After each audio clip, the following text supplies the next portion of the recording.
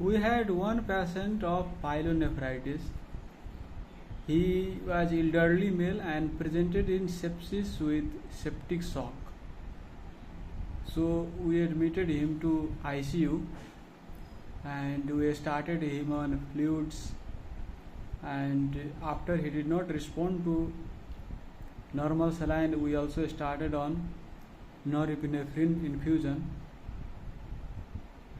and after that his blood pressure came from systolic 80 to 110, and diastolic pressure also increased. Diastolic became 70 mmHg. So 110 by 70 mmHg was his blood pressure after vasopressor infusion and after fluid infusion.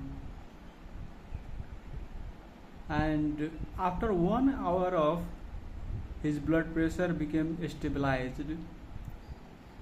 His respiratory status worsened.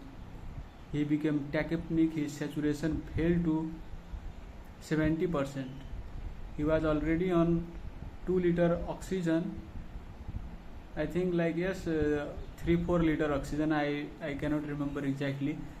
But despite on oxygen, his respiratory status worsened. And on chest auscultation, there was bilateral crackles. Bilateral crepitations were present, but there was no edema, there was no visible jugular venous pressure rise. So we thought it might be acute respiratory distress syndrome because there was no other signs of fluid overload like edema and JVP rise. We also confirmed with ultrasonography of inferior vena cava. So it was not suggestive of fluid overload. But despite I gave him one vial furosemide, that is 20 mg, and changed the ventilator settings according to ARDS protocol. Sometimes we have difficulty distinguishing fluid overload and ARDS. Clinically, in our ICU, we do not do Swan-Ganz catheterization to measure pulmonary capillary wedge pressure. Rather, we can do IVC, ultrasound, echocardiography to look for left ventricular ejection fraction, because if his cardiac reserve is already diminished from the get-go, then he can have high chance of getting fluid overload. And you know that in ARDS we do restrictive fluid infusion. We do not give much fluid. So giving furosemide does not harm. So we tried furosemide and changed ventilator settings based on ARDS protocol, and his saturation improved. So today I'd like to talk you what is unique in ventilator setting that is specific to ARDS to maximize recovery if patient goes into acute respiratory distress syndrome. We have 250 million alveoli on each lung. So there are total 500 million alveoli in our bilateral lung. And ARDS is a condition when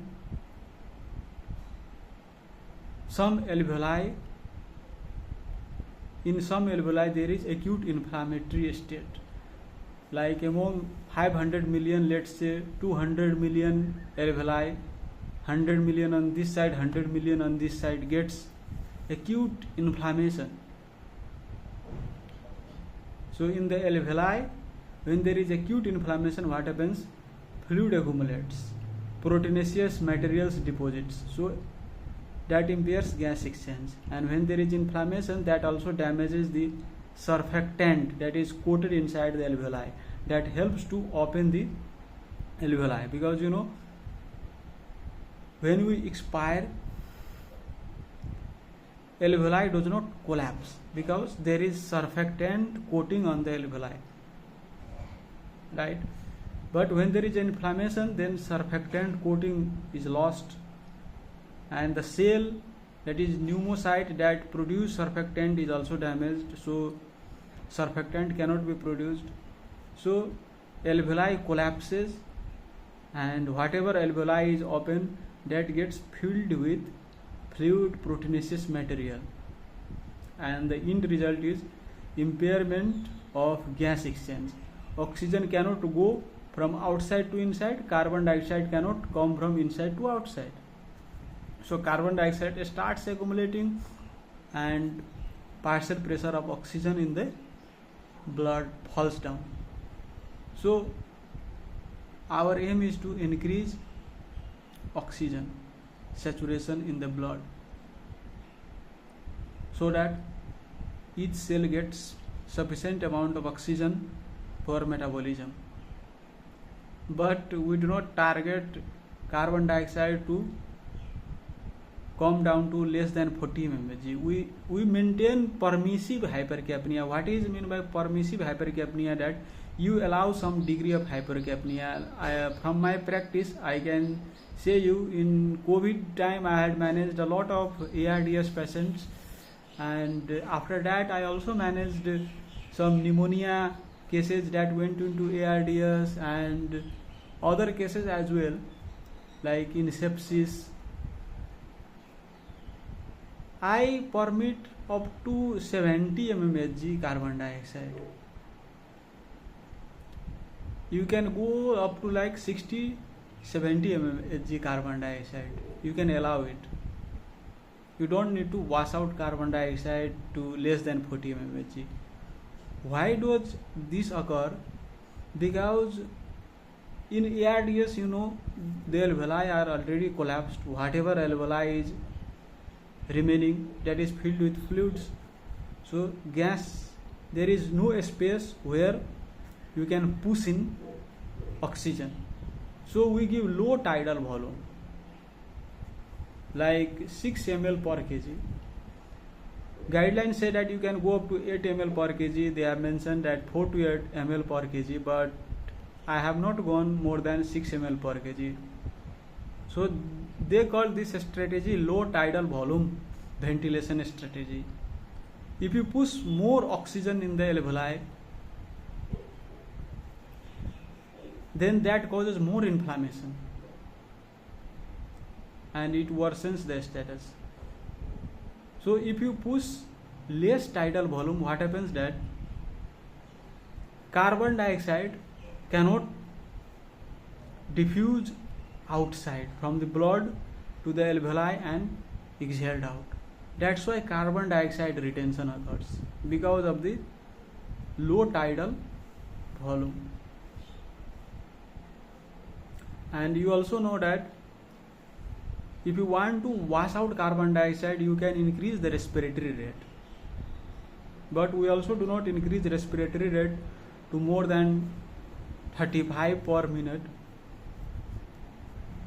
That's why carbon dioxide retention occurs, and we allow that carbon dioxide. This is also one of the unique feature that you should remember while managing patients on ARDS who is on ventilator. So we allow low tidal volume and we allow carbon dioxide to go up to certain range, unless there are contraindication for rise in carbon dioxide. Like let's say if a patient has a space occupying lesion that is causing raised ICP, or already has some diagnosed seizure disorder, then increased carbon dioxide can precipitate seizure. So unless there are those contraindications, we allow carbon dioxide to rise. So first is low tidal volume ventilation strategy. Second is we increase PEEP, positive end expiratory pressure. So what is positive end expiratory pressure is that, as the name says, it is the pressure that is in the alveoli after you expire. So when a patient on ventilator expires, so when it expires, at the end of expiration, whatever the pressure is in the alveoli, that is positive end expiratory pressure. Why we increase positive end expiratory pressure? To allow diffusion of oxygen. If you increase PEEP, it prevents whatever the alveoli is there to collapse further, and during that state, if alveoli can remain open, oxygen can diffuse, so that raises the partial pressure of oxygen in the blood. So we can go increase partial end expiratory pressure, I mean positive end expiratory pressure to like 20 mmHg. You can go, and we limit plateau pressure to 35 mmHg, 35 mmFESG. So what is plateau pressure? Plateau pressure is the opposite of positive end expiratory pressure. So I told you that at end expiration, whatever the pressure is there in the alveoli, we call PEEP, and plateau pressure is at the end of inspiration. So at the end of inspiration, whatever the pressure is in the alveoli, that is plateau pressure. So we also limit plateau pressure to 35 mmHg. But we can increase PEEP, we can go up to 20-25 mmHg to allow diffusion of oxygen in the blood. So I will continue this video later. I need to go to hospital.